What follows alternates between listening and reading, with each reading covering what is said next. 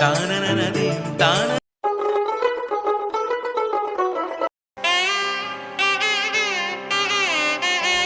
আমি তোমাদেরকে ঘুরে দেখাবো যোধগণের সামনে সরস্বতী পুজো ও প্যান্ডেলগুলো কেমন হয়েছে। প্রথমেই আমি চলে গিয়েছিলাম গৌরী চোখ। যোধগণের সামনে যেতেই গৌরী চোখ পড়বে, সেই গৌরী চোখের একটা থিম, যেখানে থিমটা সহজ পাঠ, আমাদের ছোটোবেলার কথা মনে করিয়ে দেয়। আর সবার আগে মাকে আগে দর্শন করো তোমরা। এই সরস্বতী প্রতিমাটা কত সুন্দর। আর দেখো কমিটির দাদাভাই একজন বসে আছে। উপরে দেখো কত সুন্দরভাবে সাজিয়েছে উপরটাকে, সেটটা। আর দেখো রবীন্দ্রনাথ ঠাকুরের অবস্থা কি, দেখো প্লাস্টিকের পলিথিন ব্যাগের মধ্যে। এই যে সেই সরস্বতী মা। বাইরের দিক থেকে তোমাদেরকে আরও একবার দেখিয়ে দিই। ও ডাক পাড়ে ভাত আনো বড় বউ, ওই বাটি হাতে দে দই, এরকম নানা সব ছড়া রয়েছে। তো এরকম নানা রকম যে ছড়া ছোটোবেলায় শিখেছিলাম সেগুলো রয়েছে। আর দেখো পুরো এরকম কিন্তু মণ্ডপের ভেতর জুড়ে এইভাবেই সবগুলো রয়েছে, তোমরা দেখছো। সেই ছোটোবেলার কথা, আমাদের প্রাইমারি স্কুলের জীবনের কথাগুলো মনে পড়িয়ে দিচ্ছে যেন একবার যোধগণের সামের যাওয়ার পথে এই গৌরী চোখের থিমটি। তো তারপরে একটু এগিয়ে চললাম, দেখো যোধগণের সামের পরবর্তী থিমগুলো দেখার জন্য। আর ভিডিওটির সঙ্গে থাকার অনুরোধ রইল, কি দেখি তোমাদেরকে দেখাবো।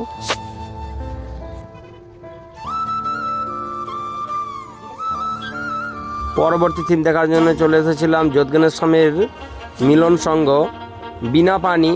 এবছর 2026-এ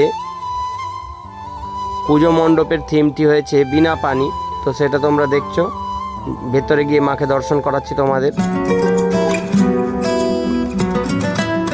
এই প্যান্ডেলটি কিন্তু যোধগণের সামের খুবই নজর কাড়ে, দৃষ্টিগোচর হয়ে ওঠে প্রতি বছর। চলো ভেতরে গিয়ে তোমাদের প্রতিমা দেখাই।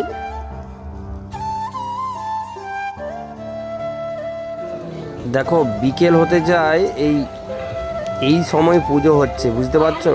মানে ব্রাহ্মণ মশাইদের ঠিক কতটা চাপ। সে যাই হোক, ঠাকুরটা কেমন হয়েছে তোমরা কিন্তু কমেন্টে জানাবে।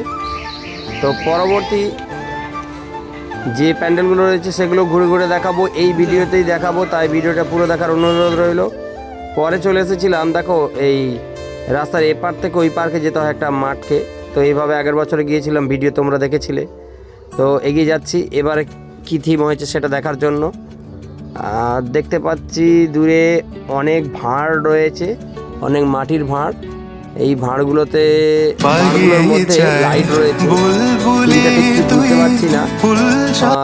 পাখি টাকি রয়েছে অনেক। থিমটা হচ্ছে পাখির বাসা, আই থিঙ্ক এটাই হবে। অনেক পাখি রয়েছে, তোমাদেরকে দেখাচ্ছি কাছ থেকে নিয়ে গিয়ে যে এইখানে কত ঠিক ভাঁড় রয়েছে।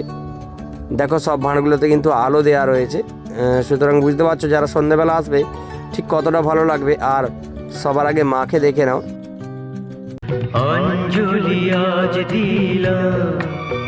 এবছরও তার ব্যতিক্রম নয়, সেটা তোমরা দেখতে পাচ্ছ।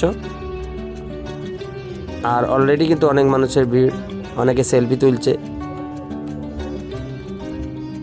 পাখির খাঁচা বা বাসা বলতে পারো এই থিমটার, খুব সুন্দর। তো পরে আর কি দেখি সেটা তোমাদেরকে দেখাবো, দেখতে থাকো।